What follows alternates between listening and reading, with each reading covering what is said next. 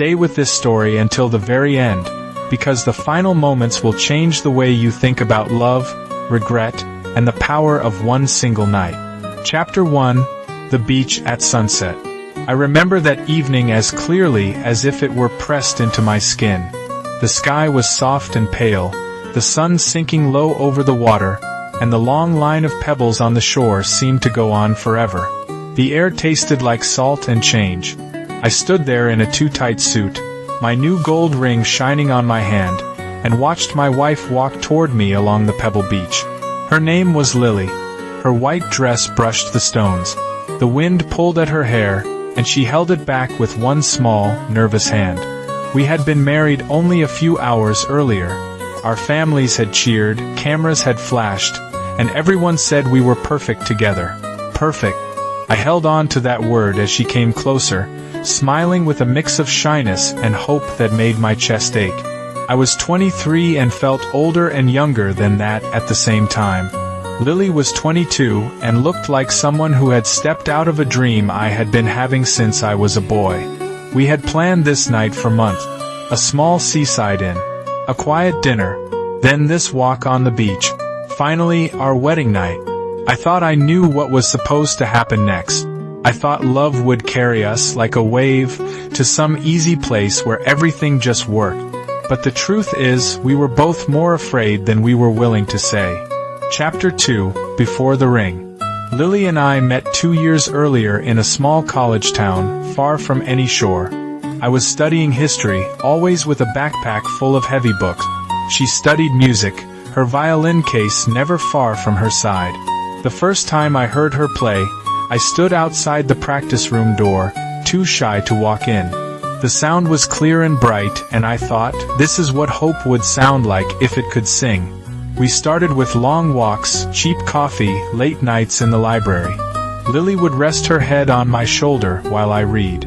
I would wait for her outside rehearsals, watching her step out with flushed cheeks and shining eyes. We talked about everything: politics, our families, our dreams. But when conversations came close to our bodies, our fears, what intimacy really meant, we both pulled back. It felt too heavy, too serious, like a door we were not ready to open. Our families were different. Mine was loud, messy, full of arguments and hugs. Lily's home was quiet, controlled, full of rules that were never written but always followed. Her parents believed in discipline and dignity. You did not speak about feelings. You certainly did not speak about sex. When I asked Lily to marry me, we sat on a bench by the river behind campus. She cried and said yes and laughed into my neck. In that moment, I believed love was enough to solve everything we didn't know how to say. Chapter 3: The Room Upstairs. The inn was old, with sloping floors and thin walls. Our room looked out over the beach. A small table was set near the window, with candles, wine, and plates we almost did not touch. Lily picked at her food. I cracked jokes that fell flat. The silence between us grew heavier by the minute, like something pressing down on our shoulders. "Are you happy?" I asked finally. She nodded quickly. "Of course. I'm very happy." Her voice sounded like someone reading a line from a script. I reached across the table and took her hand. It was cold. She let me hold it, but her fingers were stiff. "We don't have to rush anything," I said. "Tonight, I mean. We can just be together. Talk. Rest. Whatever you want." I thought those words would comfort her. Instead, she seemed to go even quieter, like she had retreated to a place inside herself I could not reach. She stood up and walked to the window, watching the waves. "Everyone expects it," she said after a while. "Our parents, our friends. A real marriage. A proper wedding night." "Everyone," I repeated, standing behind her. "What about you?" She swallowed, and her shoulders rose and fell. "I don't know," she whispered. "Fear is a strange thing. It feeds on silence. The less we spoke, the more powerful it became." We did not talk about what scared her, about the confusion and shame she carried from a childhood where touch meant control, not comfort.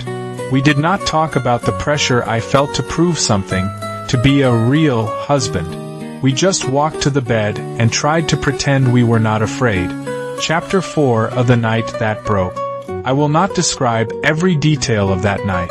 Some things belong to memory alone. But I will tell you this. Love is not always enough when fear walks into the room with you. When I kissed Lily, her lips were trembling. When I touched her, her whole body tensed. I tried to be gentle, to go slow, but the pressure from months of expectation sat in the space between us. I felt clumsy, unsure, too aware of every move. "It's okay," I kept saying. "It's okay." It was not okay. At some point, Lily pulled away.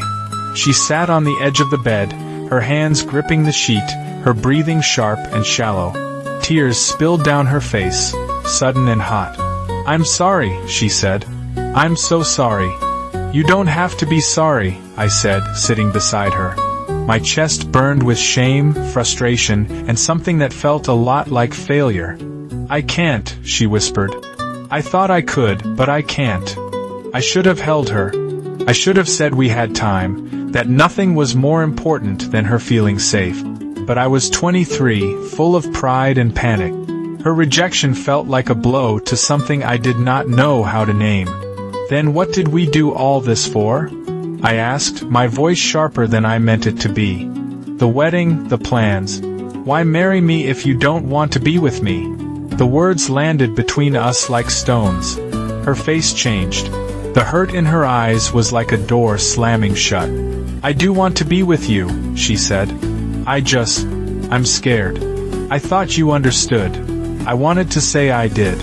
Instead, I stood up, fists clenched, and walked to the window, staring out into the dark. The sound of the waves below only made the silence in the room feel larger.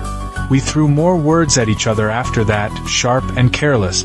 She spoke about feeling trapped, about never having a choice. I spoke about feeling tricked, about needing a normal marriage. We both said things we did not fully mean but could never take back. Finally, Lily stood, wrapped a thin blanket around herself, and said, "I need air." She walked out of the room and down to the beach. After a moment that felt like a lifetime, I followed.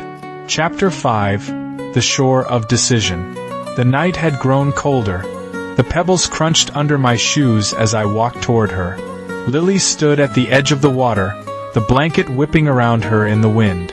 "We can fix this," I said, breathless, even though I had not been running. "We're just nervous. It's only the first night." She turned to me, eyes dark in the dim light. "It's not just the first night," she answered. "It's everything we don't say to each other. Everything we hide." "I love you," I said. "Isn't that enough?" She closed her eyes, and when she opened them again, there were tears. Love is not supposed to feel like a test I'm failing. The waves rolled in and out between us. I wanted to cross the distance, to wrap my arms around her, but my own hurt kept me frozen in place. "What do you want me to do?" I asked. "I want you to see me," she said. "The real me. Not the wife you think I should be. Not what your parents or mine or anyone expects." "I do see you," I insisted, but the words sounded weak even to my own ears. She shook her head. "You see what you need, not what I fear."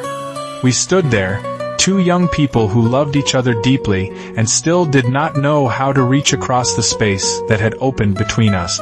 One more step from either of us could have changed everything. One more word. One more moment of patience. Instead, the silence won. "If you walk away now," I said, my voice tight, "I don't know if we can come back from it."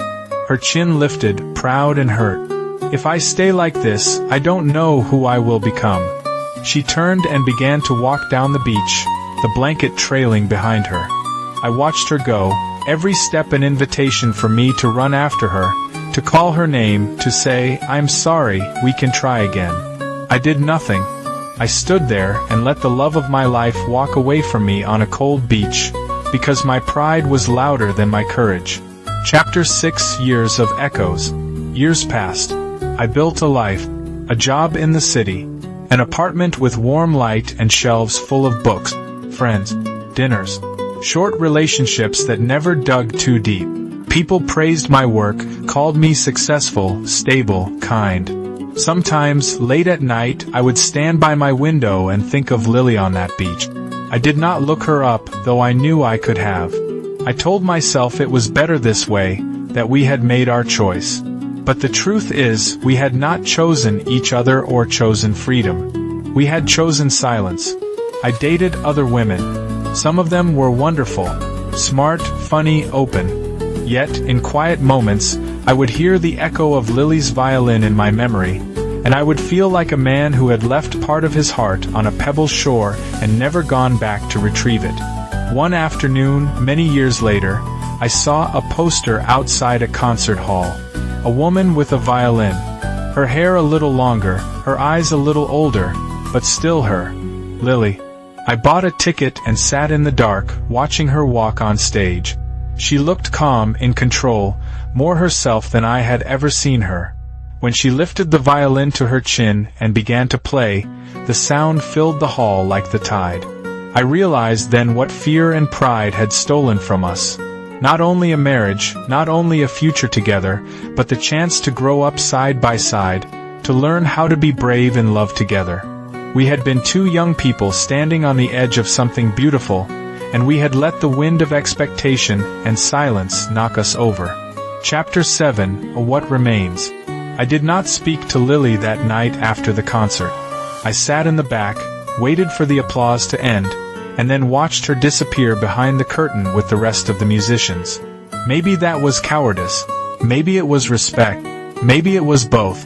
On my way home, I walked past the river where I had once asked her to marry me. The water moved slowly under the bridge. I rested my hands on the cold stone and closed my eyes. I thought about that night on the beach, the one you have just walked through with me. I thought about the words we did not say, the touch we pulled back from, the way we let fear make us enemies instead of allies.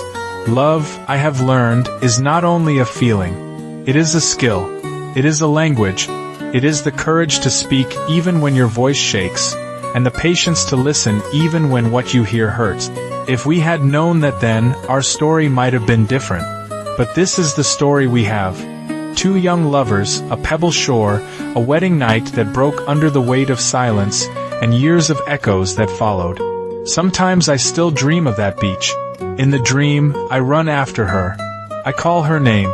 I say wait. I am scared too. We have time. We can learn this together. In the dream, she turns back, and the distance between us closes. In real life, some distances stay. Some choices cannot be undone. But the memory of love remains, not as a wound, but as a quiet reminder. Next time, speak. Next time, reach. Next time, let love be braver than fear.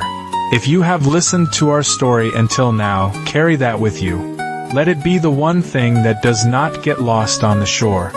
If this story touched you in any way, remember to subscribe to the channel, activate notifications so you do not miss the next tale.